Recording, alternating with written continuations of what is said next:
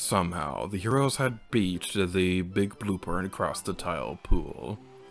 But before they could dry, they saw the imposing silhouette of Fort Francis. "It sure is getting dark," Peach said in a quiet voice.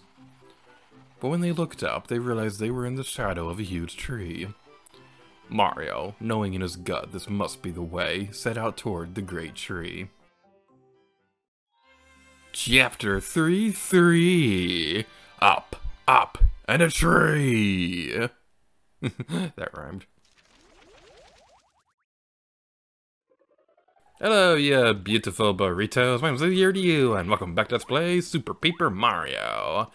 In the previous episode, we played one of my favorite levels in Chapter 3, and in today's video we'll be playing my least favorite one. Isn't that fun? So, this is a very vertical level, so we are probably going to have to do a lot of backtracking on this one if we fall down a lot, which is probably going to happen because I am bad at video games.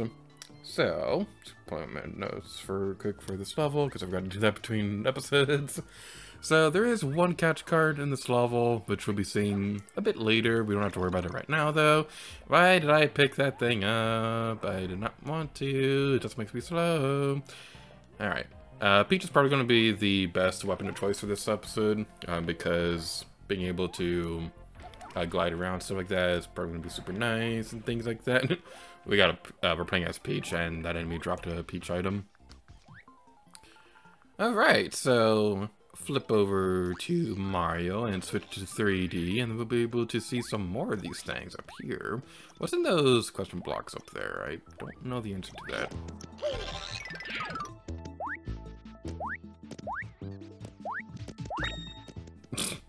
Yay, it was only a coin. That was so incredibly useful. So yeah, I'm not that big a fan of this level, so I'm going to try not to complain too much because I know that could be tiring after a while. But I'm just not a big fan of super vertical levels like this, because if you fall, then it's just so much backtracking and things like that. So I'm not that big a fan of this level. And there's also something else we'll be seeing a little bit later, which also makes me not that big of a fan of it too. I mean, like, I would say, like, Kid Icarus would probably be another game where I don't really like how vertical it is, but at the same time, in that game, if you fall, like, 2 feet below the screen, then you die instantly. How does that work in real life? I don't know. Like, I always wondered what a real life equivalent of the... what am I trying to say?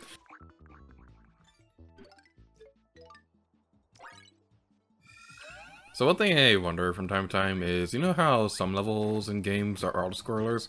What would that look like in real life? Like, if you're like walking through like a supermarket or something like that, or a game store or something like that, and all of a sudden the world starts going to super auto-scroller, side-scroller mode, what would that look like?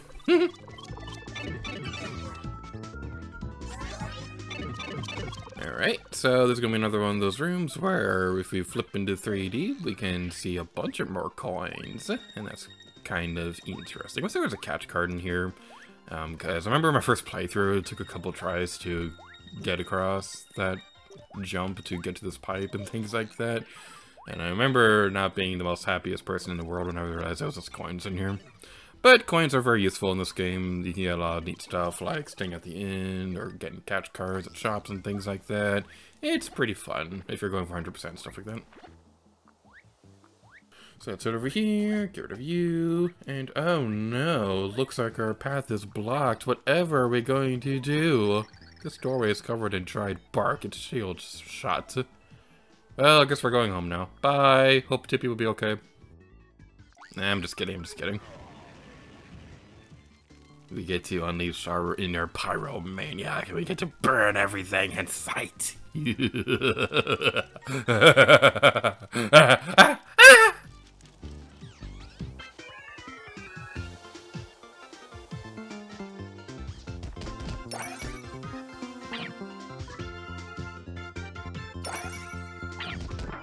So as we go across this area and we're playing as Bowser again, there is something really funny about that previous level that I completely forgot to talk about. So, I know another Let's Player has kind of already coined this term, so... but it's really the only way that you can say it. Bowser's arms. Bowser's arm animation is the funniest thing ever when he's swimming.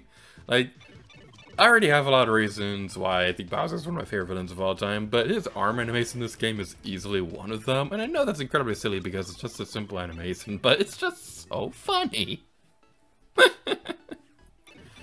Alright, so as we go over this way. Okay. Do we have a couch card thing? We don't have a couch card thing, okay.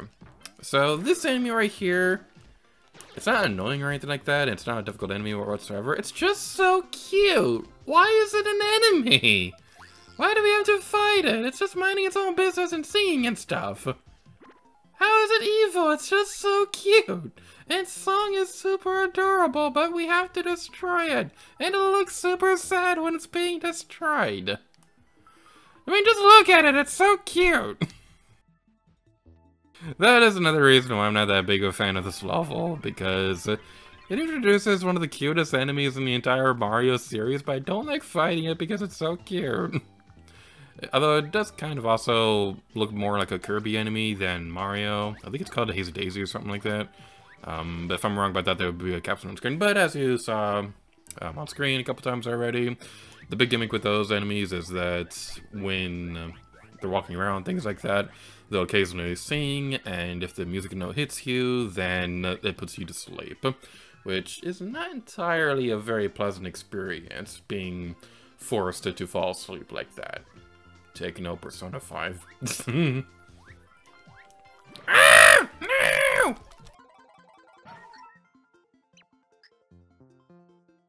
And this right here. Okay, I love Super Paper Mario and all, but this game has the most annoying low HP sound effect in the history of anything ever. Maybe not quite as bad as like Luigi's Mansion 3 or something like that, but the low HP sound effect is dreadful in this game. And it gets even worse if you're like a 2 HP or 1 HP or something like that. So when we get to a state like that, I'm going to turn down the game audio so you don't have to hear it quite as bad as normally. But that's just one thing I absolutely despise about this game. I don't like the low HP sound effect. But again, we will have that sound effect turned down if it does appear, so you don't have to get super annoyed by it. Now this right here, you want to be careful with this. We can't exactly flip into 3D to get around this one. So what we can do is we can use Slim to go across here. And what I like doing is I like counting in a pattern to get across this area, like 1, 2, 3, stop. 1, 2, 3, stop. And that's my pattern.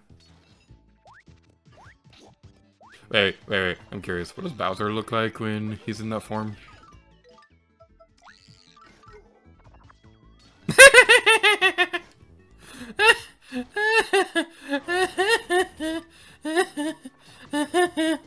Oh, that's so funny. That is way too funny. Okie dokie. Oh no. Well, Peach hasn't had a try yet, so let's have Peach try to go across this area. I think we've also seen Peach's animation for that either.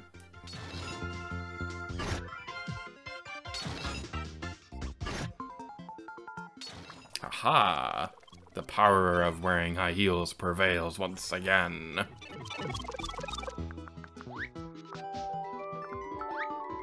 Look at that. Take care of you. And take care of you. I think Bowser also does a little bit more damage than the other party members in this game. So that's another good reason why you'd want to use him for combat. Although in tight spaces like this, that's probably not the best idea in the world because he's so big and things like that. So you definitely want to be careful with that. So now let's switch over to 3D.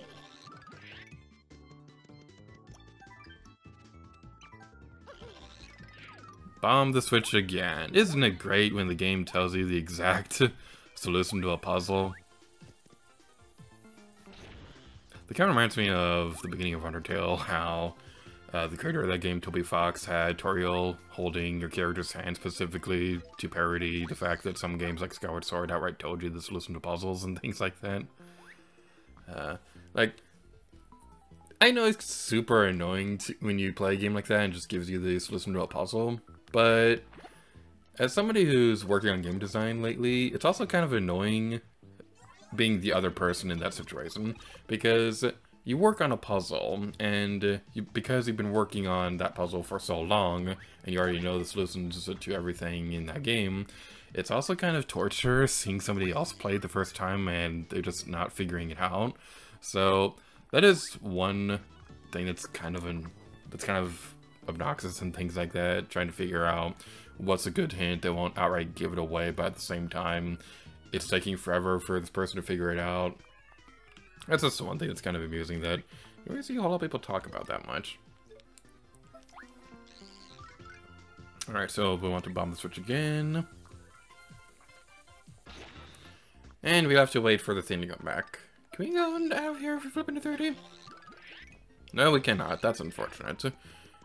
Come back here, platform. Come back here, platform. Be my friend. Come back and be my friend. We will make cupcakes together, and they will be poison just for you. Reminds me of that one point in Mario Bros. Co-op with Pengarman when we were talking about cupcakes and things like that. That was a really fun co-op. Anyway, enough about promoting other projects. We'll continue on with this one.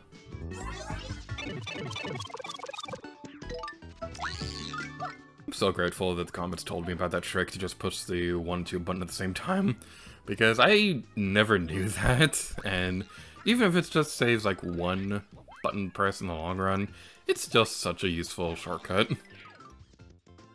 So we can activate that. And the door to our destiny has opened. And because Bowser hasn't had a little off-screen time, let's use him to destroy the button block thing.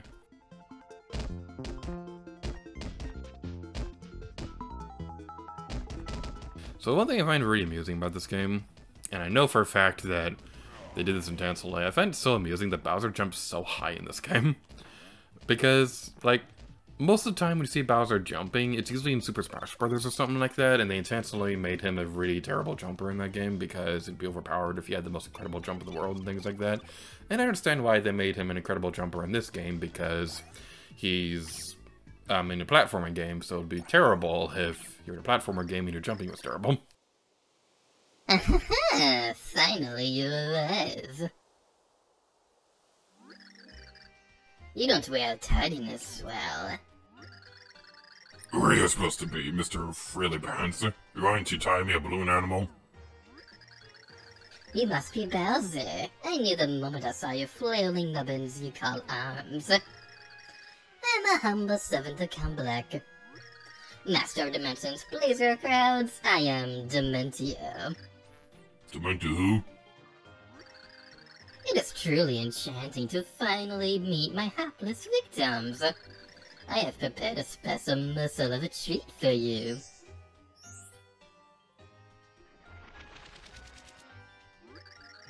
How about some magic? And voila, you are now in Dimension D, a dimension of my own creation. In this mind-bending realm, my attacks are 256 times more potent. I am now far more powerful. I could obliterate you with the raise of an eyebrow. You don't have eyebrows. Now we must duel like two gleaming banjos on a moonlight stoop. Alright, we are now fighting Dementio, and we have no Tippy nearby to help tattle on him. Can you pierce this illusion? So, Dementio will be hurling these projectiles at you. It's just basically going to be trial and error to figure out which one's the real one. This one is the real one, though, because I already tried jumping on the other one and didn't work. When you jump on the real one, the fake will disappear. Now, you will want to be careful with this, because Dementio can definitely combo you pretty quickly if you're not careful. I like playing as Peach because her Parasol is very useful for defending against the projectiles. I don't like using Bowser in this fight because he's very big, So that just makes him more of a target and things like that. And objectively, having Slim on hand would help with that, but at the same time, it just seems like it's a little bit more effort that it's worth. And a bit of a fun fact, you math nerds out there will already know this already, but when he says that this area makes him 256 times more powerful, that's 64 times 4. I love multiplying by 64. Alright, I think it's gonna be you. Nope, it is not. Okay, it seems like, at least for this fight, it's always been the one on the right who was the real one. I don't know if that's always going to be the case, though. Can one of you come down here already?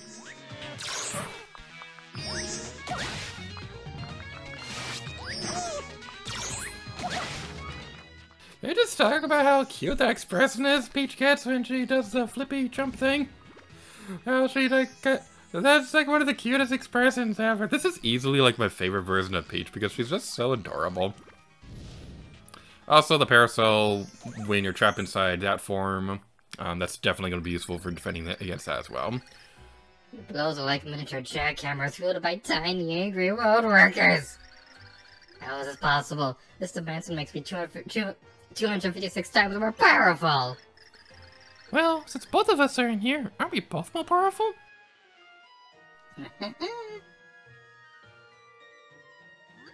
Of course, this is simply an amusement that played out exactly as I planned. Were you amused? That was just an au revoir. The next time we meet, you will feast on a deadly 8-course meal. Ah, boy, an 8-course meal! Sadly, fair princess, I must now say ciao. So that's Dementio. Something about him seems familiar. A little more, perhaps? They are strong, but they must be stronger yet to defeat Black. I must make sure they can face him when the time comes around at last.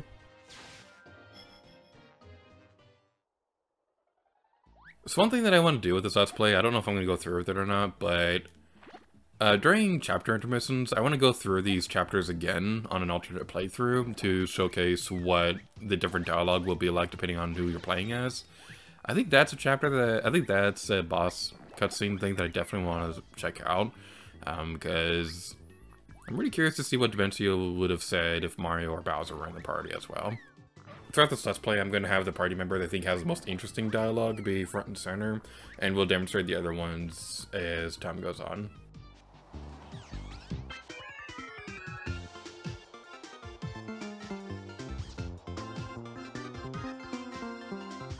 But as the one Pixel advised us on, we can ride the red winds across that area. That is hard to say. But I want to go back real quick because I'm really curious to see if that area looks like in 3D. Boring. Ah, it's a coin block. Mine! Shiny! But now, taking care of all that, it's all uphill from here. So thank you all so much for watching this episode of Super Paper Mario, and until next time... End of chapter. Oh yeah.